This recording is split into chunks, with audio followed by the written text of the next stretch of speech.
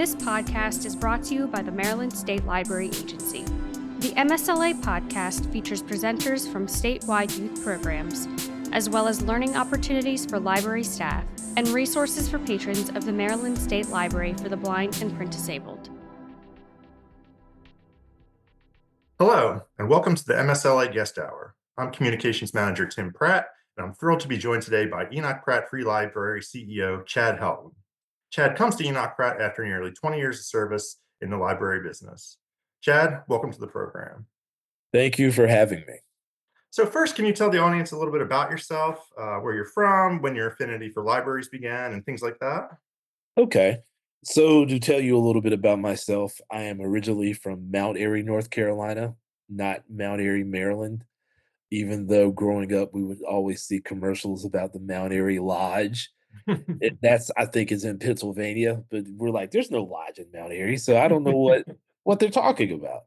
But I grew up Mount Airy, North Carolina, very small town. It's the basis of Mayberry from the Andy Griffith Show. Oh, okay. So that's where I grew up.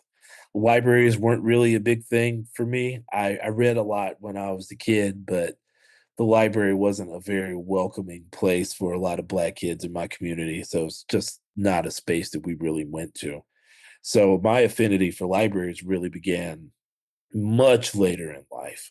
In my late 20s was whenever I started to see the possibilities of what a library can be and what a library means to a community because of where I was in my life. I was chronically underemployed and I didn't have a place to stay most times. So the library really helped me get myself back on track. And I wanted to create those same opportunities for other individuals. So that's where the love for the library began for me. Gotcha. And you kind of answered my next question is like, why did you decide to pursue a career in libraries? And did you consider any other career paths? I know you just kind of touched on your employment there a little bit, but can you kind of expand on that? Well, it wasn't that I decided to really pursue libraries. At the time, I just needed a job. And Gotcha. a buddy of mine got me a job delivering books at the University of North Carolina at Chapel Hill, where I went to undergraduate. And he hoped that that job would get me back on campus and get me back into school because I dropped out of school for about 10 years at that point. And the library was really just a job. And then whenever I graduated, there was a person there. She's now a university librarian at Hampton University. She came to me and she introduced me to the concept of librarianship, the field of librarianship, and really having conversations with me about some of the changes that I could bring about in the field if I were to pursue it, and the fact that there are not a lot of Black men that do this job at all, especially in public libraries. So that's what really led me to pursue a career in librarianship. And, I never really thought about anything else. This is, something I just kind of fell into. Gotcha. So can you take us through your professional career from those early days and all the way up to now at Enoch Pratt?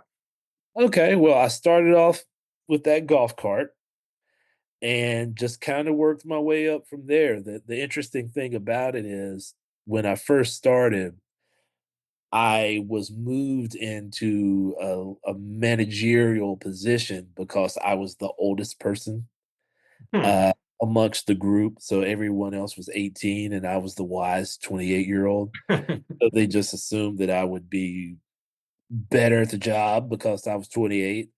But whether I was or not, that's up to interpretation. But I kind of took that job and I just took it from there. And I ended up working at NC State University, UC Davis, Stanford. But I always wanted to get into public libraries because public libraries I felt were very important with connecting with people directly. And I went from Stanford across the street pretty much to the city of Palo Alto. Then I was the deputy county librarian in Contra Costa, director of branch library services in Los Angeles, the director of libraries in Hennepin County, and now I'm here. Well, we're glad to have you in Maryland. How would you describe your time in Maryland and at Enoch Pratt so far? It's been great. People are very committed to the work. Baltimore City really cares about the library, really cares about Enoch Pratt, the work that we do with the state is just incredible.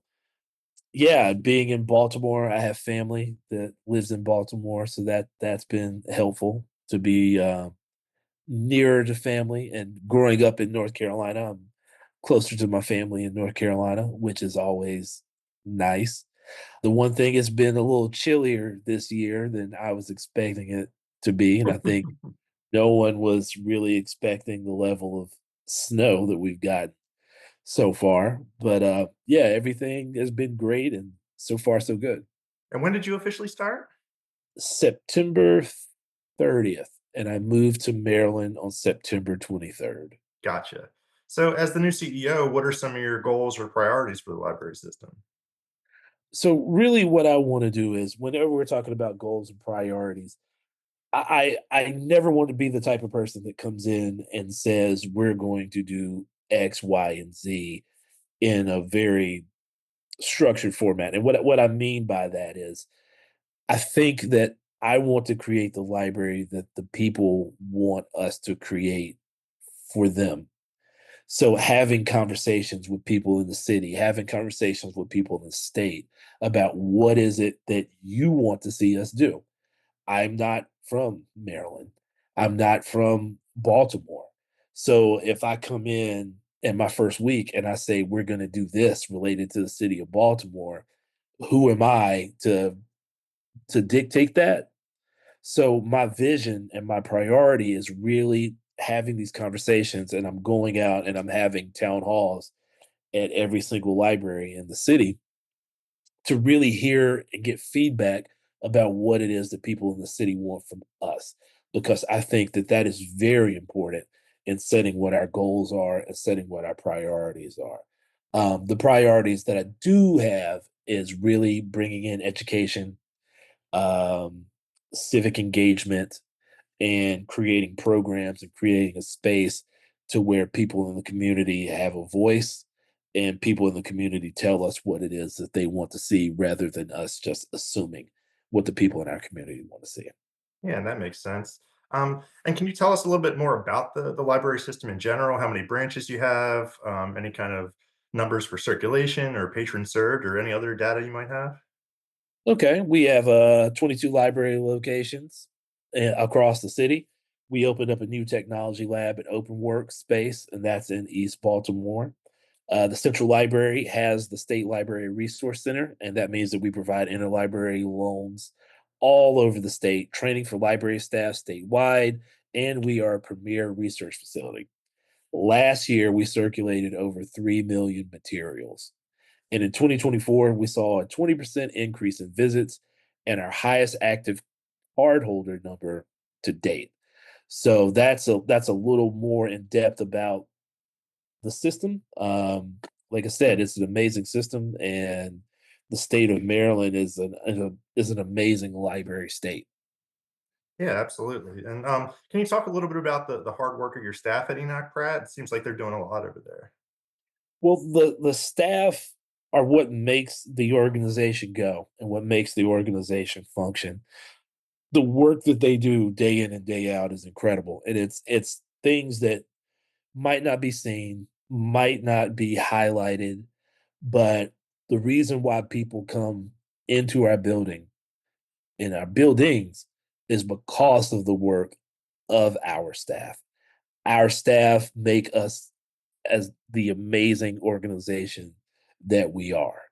And I can't thank them enough. And I really want to highlight how amazing and how important they are in making sure that we get out the vision that our city wants us to get out. Yeah, absolutely. So what are some of the things that are going on at Enoch Pratt these days? Are there any programs or projects or initiatives you want to highlight? Okay, there's a few things. As I'd mentioned, the series of town halls that I'm doing. Uh, Myself and the leadership team are going from branch to branch, and we're having these open town hall sessions to where people, anybody from the community, can come in and ask us any question.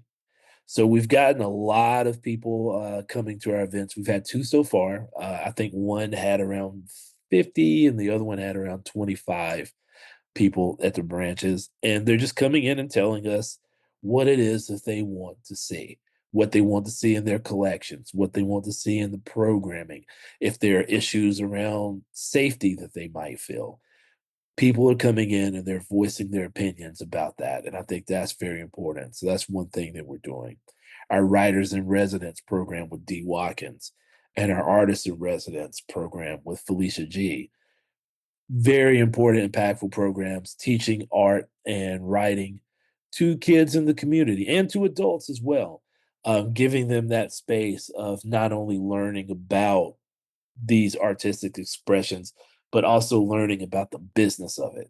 Because I think that that's one thing that isn't really part of the conversation a lot of times is what is the business of art? And those conversations are a part of that program. Our peer navigator programs, where we bring in people with lived experience to have conversations with people in the community that might be having challenges with certain things. That's another amazing program that we do. Of course, all the early literacy and all of the book programming that we do, and our amazing author events. We have Chuck Schumer coming up on March 17th, and Cleve Corner, who's the person that's responsible for doing that work, him and his team do an amazing job with bringing in all sorts of people to have conversations with all of the people in the state and the city of Baltimore and the county. Yeah, and I would encourage folks who are listening to check out the Enoch Pratt calendar of events. I check it out all the time, and there's always something going on at one of the branches, if not multiple branches on the same day. And you kind of touched on the library's role as the State Library Resource Center earlier. But can you kind of like expand on that a little bit? Because it's not just for Baltimore City residents. They're doing services all over the state from the Sailor Network and things like that. Can you just talk about the important role they play? Oh, yes, it's such an important role. The Pratt Library provides interlibrary loan, public programs across the state, statewide training and conferences, like I said. We're also the broadband internet service to many state and local governments, libraries, and schools. And as you just mentioned, our Sailor Network provides free research databases to Maryland public libraries as well as K through 12 public schools. And we also maintain an online library collection called Digital Maryland. So there's a lot of things that the State Library Resource Center provides to all of the members of our community and researchers, and such an important and such a unique thing. And I'm really grateful to our state partners, and I'm really grateful for our team that's doing that particular work. It's really amazing group.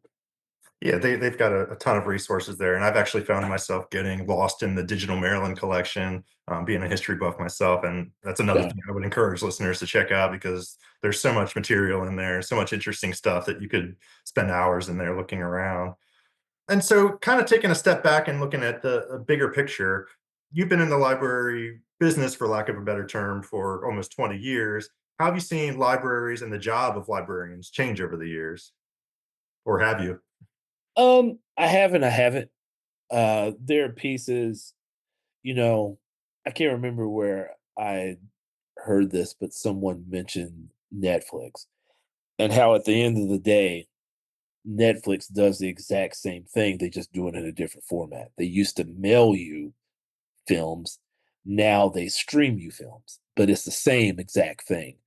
So I look at what we do, some of it, especially when it comes to our social impact programs, they're still informational programs, and they're still providing access to information and educational resources. It's just a different format of doing that, and it's a different type of resource that we're providing information about.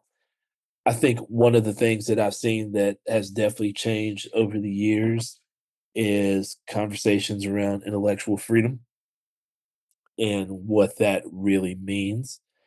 I think that whenever I got into library work, it was always important to me to understand that probably half of the population doesn't agree with what it is that I think politically, philosophically, religiously. But the point of the matter is, it's not my place to limit access to those resources and that information. So really having that fight, I think, has changed a lot over the years since I've started, but I'm very, very committed to freedom of information and really committed to the idea of we provide a welcoming and accessible space for anyone, regardless of who they are, what their beliefs are. We are a space that's nonpartisan and open to everyone. Very well put. And how do you see libraries evolving in the years to come? I think that we're going to lean a lot more into the educational resources space. There are a lot of school libraries that are being cut, unfortunately. There's a lot of politicization of a lot of things related to libraries, and there are all sorts of cuts related to that. And I think in the years to come, we're going to have to really triple down on the fact that we are a cherished resource that provides information to people that is unfettered and is information that is free and it's unbiased.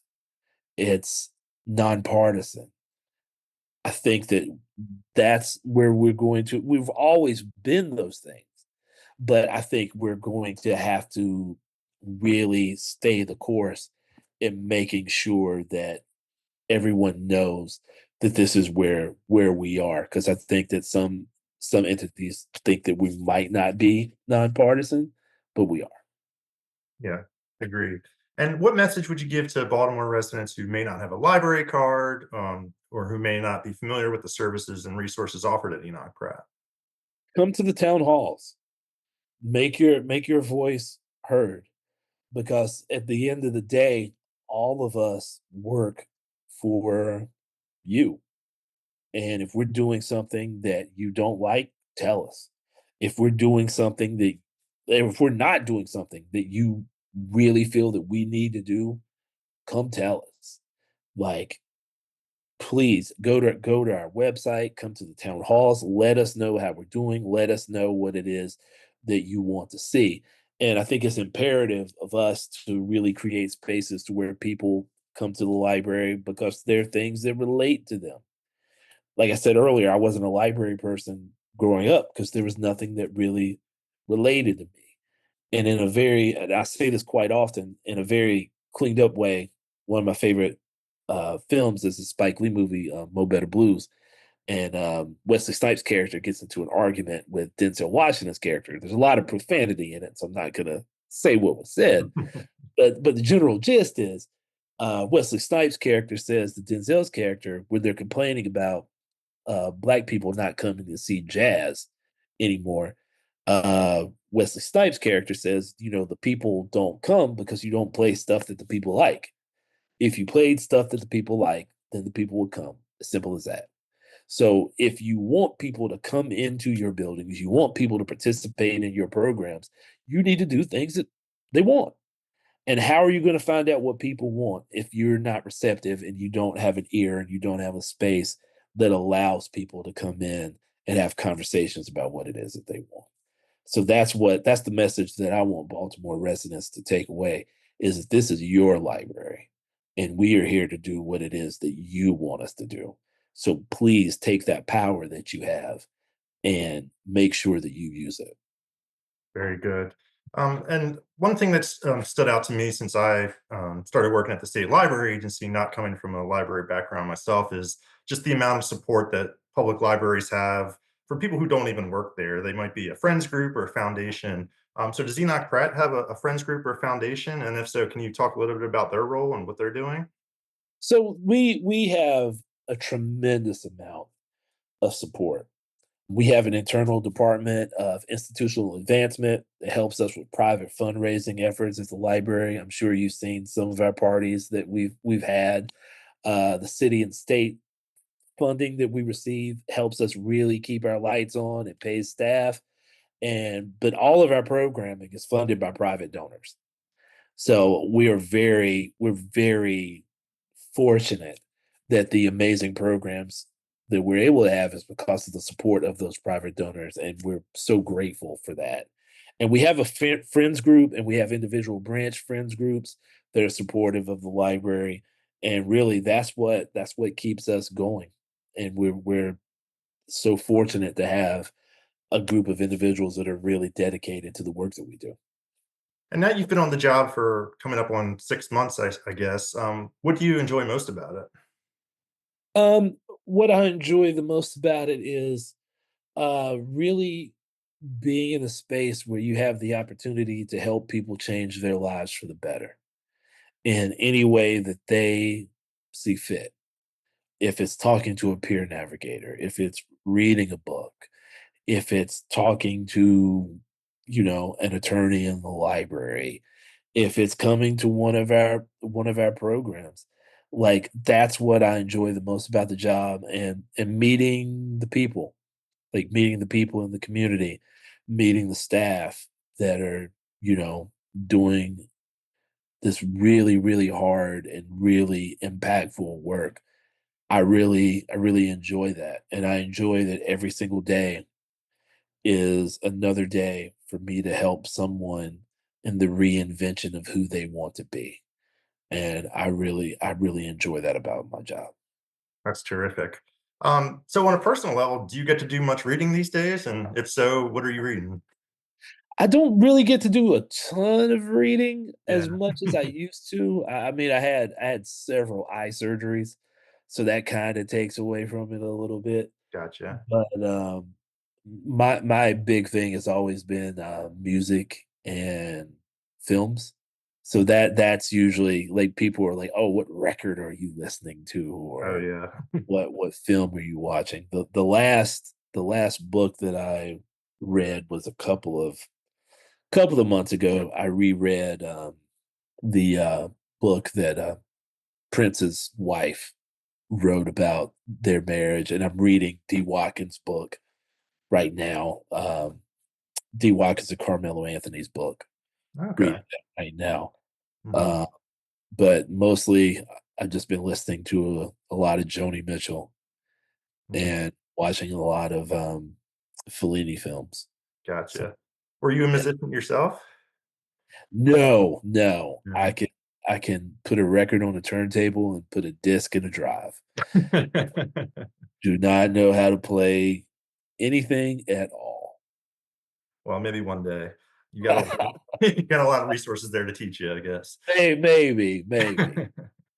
All right. Well, wrapping up, is there anything else you want to add about Enoch Pratt, public libraries, or just librarianship in general?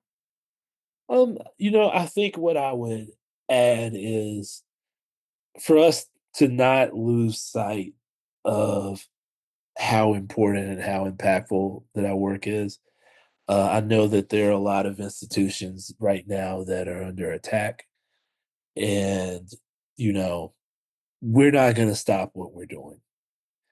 And I want everyone to just don't stop what you're doing. Know that what you're doing is the work that we all have to do because you can't erase education, you can't erase facts, you can't erase black history. Like you can't do that. Just stay steadfast with what it is that we have to do. And in the end, we're going to be okay. Thank you, Chad. Thank you. I really appreciate the time. This has been a presentation of the Maryland State Library Agency. For links to additional resources provided by today's presenter, please visit the show notes. For more information on MSLA or the Maryland State Library for the Blind and Print Disabled, visit marylandlibraries.org.